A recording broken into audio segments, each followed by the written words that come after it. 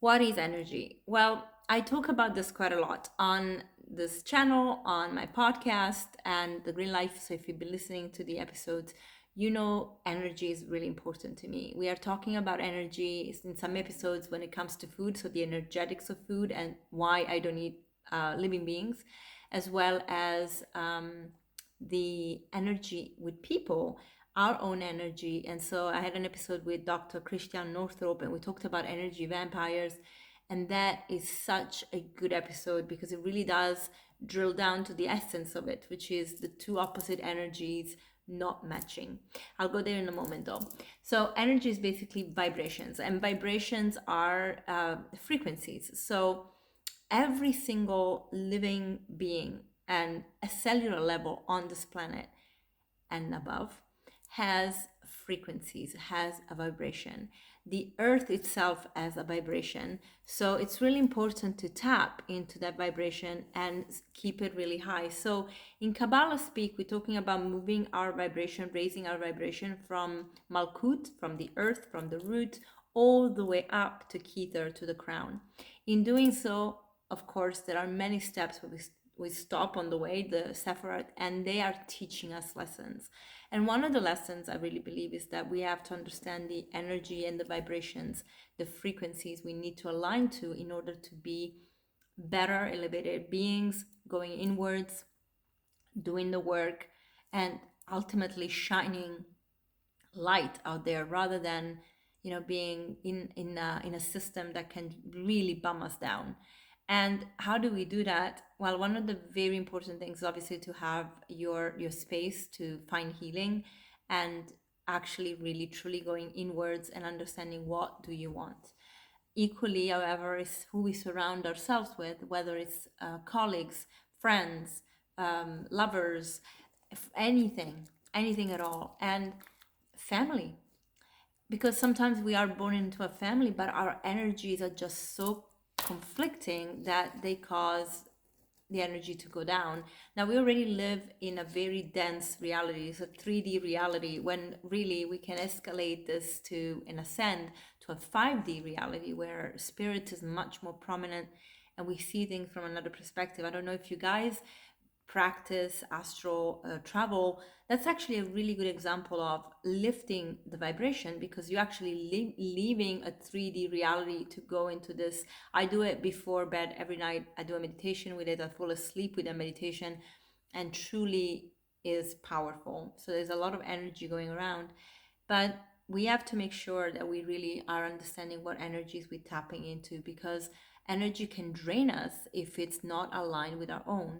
So when you meet someone, you really have to understand if the energy is aligned, if it's compatible, right? It's like and if you think about it, right, if you are in the US and you have an appliance in the US and you come to Europe with that same appliance, the energy is actually not compatible, right? Like you have to change the plug and you have to have a converter. Otherwise, what happens? Your machine will blow up.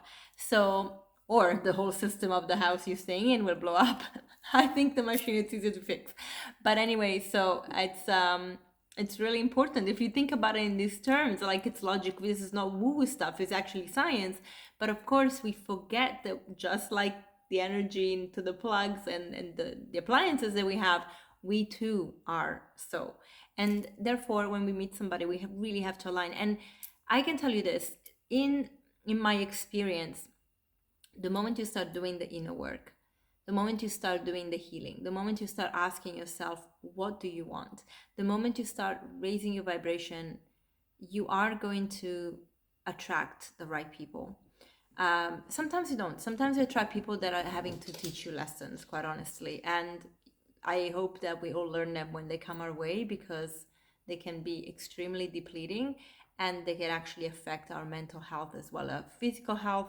So we have to be very, very mindful. But you you actually start attracting the right people. I have found this. I don't look for new friends. I don't look for anyone. I'm not looking for anything other than creating community and actually having a clear request to the universe of what I want for my life, whether that's my personal life, whether it's my work, everything. I've just really clearly asked the universe.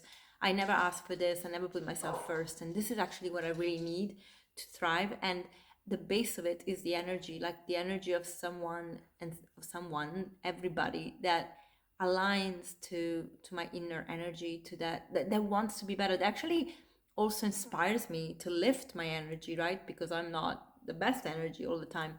So having that connection, and it needs to be really flawless and easy, because the moment you're trying to force something, it just doesn't go. You find friction, and that's when you start really getting sick, I believe. So I wanted to share this because I'm sure that you guys are finding the same. Sometimes you're just in a situation where you're like, why can't I just, why am I not at ease with this? Why am I not okay with this?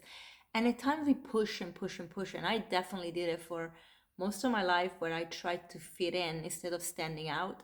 And quite honestly, I'm not like the normal person. Like I'm different. And it's okay to be different. And I love to be different. And at the end of the day, it doesn't matter. Yes, it's a lonely path, and it's one that you have to walk, alone for a while, but you meet along the way the people that are connecting with you. And ultimately, I really think that that's so valuable, because we only have a very short time on this earth. And I want to have an impact that is way beyond the material. I want to have an impact that actually changes people's lives and truly inspires them, not to follow me, not to be me, but actually to be themselves. So this is what I'm here for. I'm the co-pilot of my client's journey. I'm the co-pilot of my friend's journey.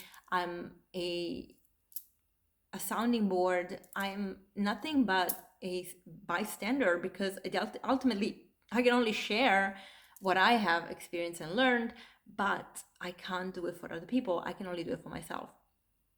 And equally, when I'm learning from somebody, they're teaching me something. And until I take action, that something is just a theory. And I need to learn how to make that theory an actual practical thing. And I really want to get into this really amazing thing that I think everybody can actually connect to. The energy of the planet is in a balance of masculine and feminine. So, of course, I focus a lot on women. I talk about the hormones that we have being messengers, aka angels. And I always go to the tree, the Kabbalah tree, because it's such a beautiful representation of everything that it is in the body. And if you're actually on the Kabbalah tree, you can even identify the chakras. It's a whole system that makes a lot of sense energetically, but also practically. And one of the things is that everything has been hijacked. So men and women are in a toxic state. There is toxic masculinity surrounding our planet. There is toxic femininity surrounding our planet. And we have to go back to that very balanced thing. And one of the example is, I was much in my feminine energy, and I still am very much in my feminine energy. I've actually grown up in a very masculine energy because it was survival. And I really don't like being there. And sometimes I still find myself there when I'm feeling threatened.